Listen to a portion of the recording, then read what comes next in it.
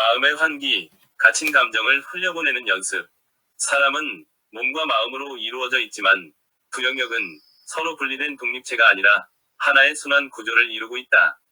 몸은 눈에 보이는 신호로 문제를 드러내고 마음은 보이지 않는 압력으로 문제를 축적한다. 그러나 흥미로운 점은 결국 마음의 문제도 몸을 통해 드러난다는 사실이다. 소화가 되지 않고 이유 없는 두통이 생기고 밤이 되어도 잠이 오지 않는 순간들 속에는 대개 처리되지 못한 감정과 생각이 고여 있다. 몸은 비교적 정직하다. 상한 음식을 먹으면 바로 반응하고 그것을 토하거나 설사로 배출하면서 균형을 회복하려 한다. 반면 마음은 다르다. 상한 감정과 생각이 들어와도 즉각적으로 배출하지 못하고 그저 안쪽에 쌓아둔다. 걱정, 두려움, 억울함, 후회 같은 것들은 눈에 보이지 않기 때문에 더 오래 머무르며 점점 더 무거운 에너지로 변해간다.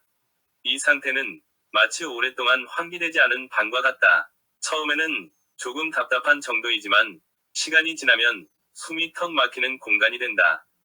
긴장하고 자주 두려움을 느끼는 사람일수록 이 문제는 더 심각해진다. 그들은 외부 자극에 민감하게 반응하지만 그 반응을 밖으로 흘려보내지 못하고 내부에 붙잡아둔다. 그러다 보면 마음은 점점 압축되고 그 압력은 결국 몸으로 전달된다. 그래서 별다른 이유 없이 몸이 무겁고 피로가 쌓이고 작은 자극에도 쉽게 무너지는 상태가 된다. 이때 필요한 것은 단순한 참고 견딤이 아니라 의식적인 배출이다. 물속에서 숨을 참고 버티는 것과 비슷하다. 오래 참을수록 더 위험해지고 결국은 한계에 도달한다. 그러나 물 밖으로 나와 한번 깊게 숨을 내쉬는 순간 몸속에 쌓였던 긴장은 빠르게 풀린다. 마음도 이와 다르지 않다. 감정을 억누르는 것이 아니라 의식적으로 바깥으로 흘려보내는 연습이 필요하다. 이 배출 방법은 거창할 필요가 없다.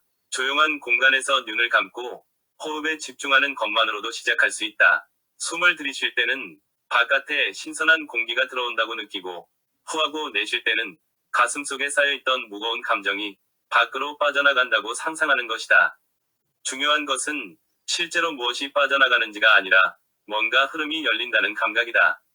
마음의 창문을 여는 행위는 물리적인 것이 아니라 의식적인 선택이기 때문이다. 이러한 과정은 심리학자 칼 융이 말한 그림자라는 개념과도 연결된다. 억압된 감정과 인식되지 못한 내면의 부분은 어둠 속에 머물 때 더 강해지지만 의식의 빛에 노출될 때 점차 힘을 잃는다. 또한 마이클 싱어가 말한 것처럼 마음속에 갇힌 에너지는 심장이 열리는 상상을 할 때 자연스럽게 흘러나간다. 이는 억지로 제거하는 것이 아니라 막혀있던 통로를 열어주는 일에 가깝다.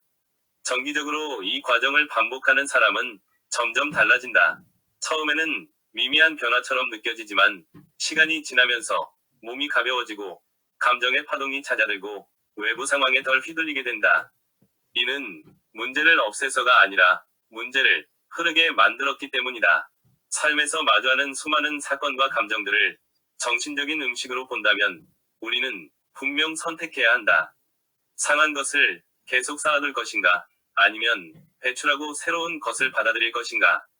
몸이 스스로 정화 작용을 하듯이 마음도 훈련을 통해 정화의 길을 만들 수 있다. 중요한 것은 하나의 습관이다. 마음이 막혔다고 느껴질 때마다 잠시 멈추고 호흡을 통해 창문을 여는 습관. 물속에서 버티는 대신 물 위로 올라와 숨을 크게 쉬는 상상을 실천한다. 이 단순한 반복이 쌓이면 사람은 더 이상 내부에 갇힌 에너지에 지배되지 않고 흐름 속에서 살아가게 된다.